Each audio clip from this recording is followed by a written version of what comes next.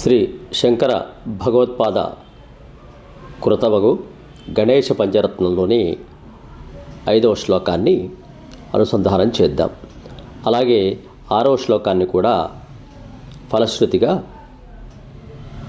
అనుసంధానం చేద్దాం.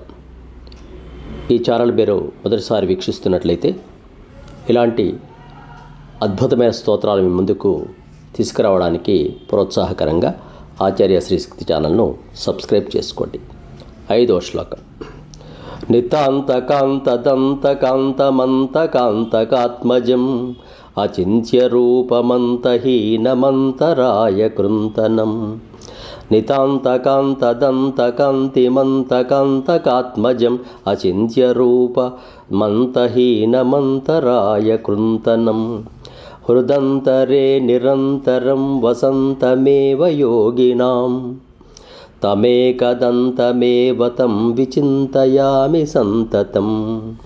హృదంతరే నిరంతరం వసంతమేవ యోగినాం తమేకదంతమేవ తం విచింతయామి సంతతం. ఈ శ్లోకంలో అత్యంత మనోహరమైన దంతకాంతి కలవాడును, మృత్యుంజయుని పుత్రుడును, వాంగ్మనసాతీతమైన రూపము కలవాడును, నాశరహితుడును, సర్వ ప్రతిబంధక వినాశకుడును, యోగుల హృదయ పుండరీకములందు నిరంతరము వసించువాడును అగు ఆ ఏకదంతునే నిరంతరము స్మరించుదును అని ఈ 5వ శ్లోకంలో ఏకదంతుని యొక్క దంతకాంతిని, ఆయన యొక్క స్వరూపమును, ఆయన భక్తులకు ఒనగూర్చు శుభములను, యోగుల హృదయాల్లో ఉండేటువంటి అంశాన్ని వివరించడం జరిగింది. ఈ 5 శ్లోకాల్లో ఆ గణేశుని యొక్క విరాట్ రూపాన్ని శ్రీ శంకరుల వారు మనకు సాక్షాత్కరింపచేశారు. అయితే ఈ గణేశ పంచరత్న స్తోత్రం వల్ల కలిగేటువంటి ఫలశ్రుతులేమిటి అనే అంశాన్ని 6వ శ్లోకంగా కూడా మనకు శంకరులు అందించారు. దాన్ని కూడా అనుసంధానం చేద్దాం.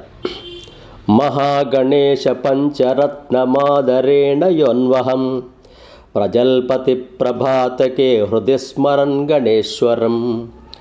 అరోగతామదోషతాం సుసాహితీం సుపుత్రతాం సమాహితాయురష్టభూతిమభ్యుపైతి సోచిరాత్.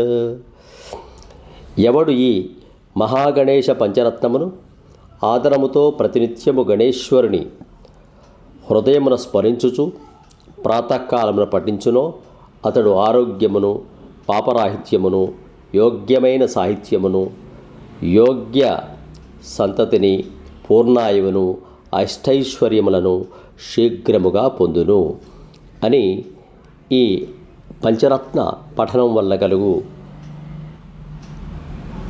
ప్రయోజనములను, ఫలితములను ఈ 6వ శ్లోకంలో శంకరుల వారు తెలియచేస్తున్నారు. కావున ఈ గణేశ పంచరత్నాన్ని మీరు పఠించండి.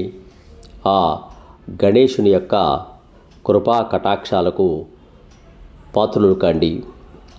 సబ్స్క్రైబ్ ఆచార్య శ్రీశక్తి ఛానల్. శుభం భూయాత్. స్వస్తి.